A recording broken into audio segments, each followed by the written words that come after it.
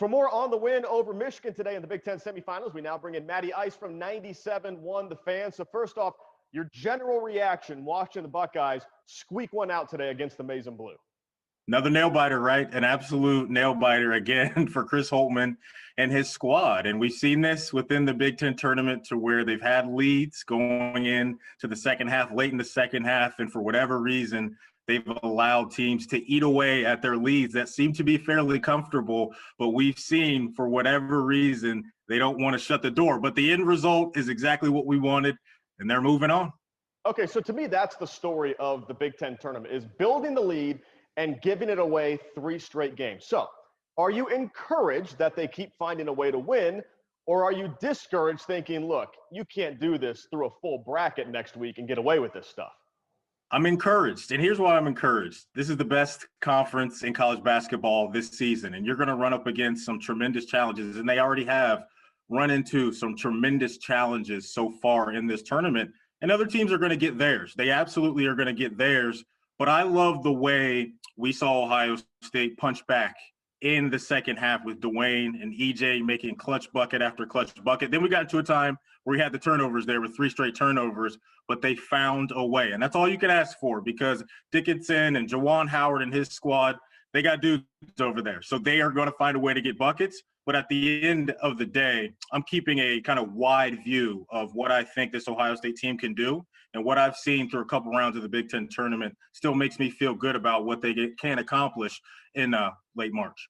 No, I'm with you on this. If this were a different conference, if this were the SWAC or the MEAC or some random conference, I mean, they're playing top 10 teams almost every game here. So the finding a way to win, if they choke this away and didn't come back a la the Blue Jackets, that would be one thing. But they're giving these leads up, Matty, and in the end, they're winning. And to me, that feels like something you should feel good about going into next week when we know they will face some close games.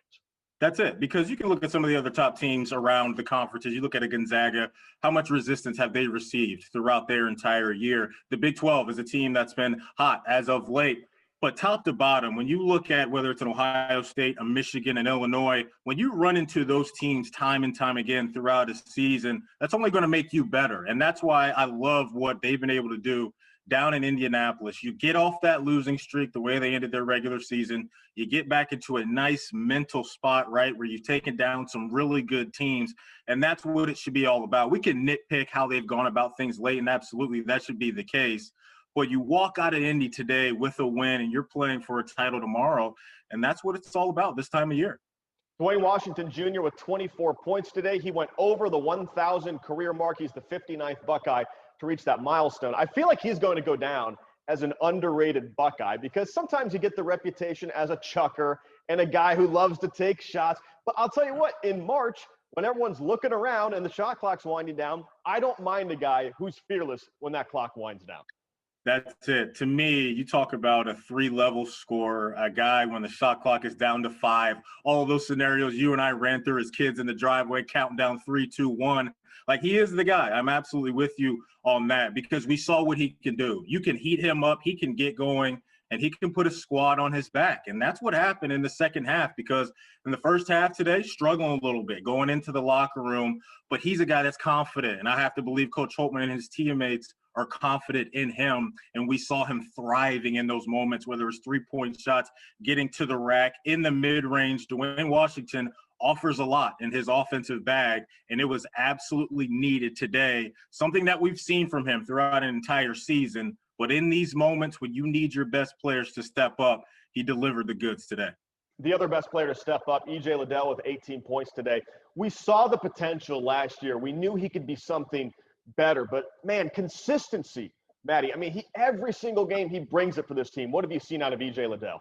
Oh my goodness, just a complete leap to becoming a guy, right? When you talk about going from the Wesson brothers and mainly Caleb last year having to really take on a lot of that offensive load as a big man, it was EJ's time to step up. And then you go into a game today without Kyle Young, who is obviously a big-time contributor as a big man as well. But EJ, man, even in games where we've seen him struggle, and it's kind of similar to what Dwayne went through today, both of those guys are so confident and so good in their games. And it doesn't really matter what defense you throw at them. And we saw EJ get into some hiccups there late with a couple turnovers, some missed dunk there, which you rarely see from him, but his ability, man, to just put the ball in the basket is great. And we've seen him sprinkle in even a 3-point shot or two in some of these games, which I think can help them when they get into some of these matchups against bigs, which have caused some trouble. But on the offensive end for Ohio State, that opens up the lanes for guys like CJ and Dwayne to get to the middle of the floor and maybe even get to the rim. I know in the offseason I talked to all these basketball players, and they all told me this is the closest team they've been a part of. And, a lot of times you roll your eyes because two things in the offseason. Everyone's lifting weights in the best shape of their life, and everyone's really close. And we've seen Ohio State teams where, if we're honest, they weren't that close, even though they said. I believe it, though, with this team, Matty, because something like C.J. Walker, a guy who doesn't have to start a game, even though he didn't come here to come off the bench this late in his career. But to me, this team lacks ego, and I love that. That's what you got to have. That's what you got to have. And I kind of noticed it early on in the season where there was a nice balance to who was the leading scorer, game in and game out. As we got into this portion of the season, I think a lot of people have confidence in EJ and Dwayne and what they're going to do. But recently, we've seen a Justice Sueing step up. We've seen CJ, when he was coming off the bench over the last 5 to 10 games this season, really be a key contributor. And that's huge, right? For a veteran guy like CJ Walker to realize, I'm coming off an injury.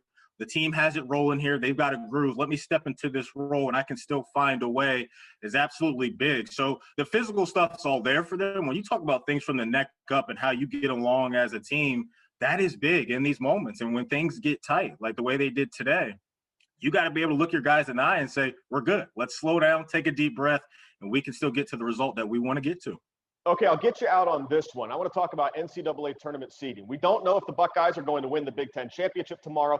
Yep. My personal feel is they have locked up a 2 seed. That's the baseline. And I think tomorrow they're playing for a 1. I'm curious your take on how tomorrow can affect the Buckeyes seed. I agree. I absolutely agree with everything that you said. I think a 2 seed right now is absolutely safe, but you have another opportunity here to take down a really good opponent with whoever comes out of the other semifinal game. So you talk about adding that to a resume that already has some really good wins on it, some good wins on the road, and with the respect of the conference as a whole already. You get the job done tomorrow when that clock hits triple zeros, there is no doubt that there are going to be some conversations about them being a 1 seed, and rightfully so.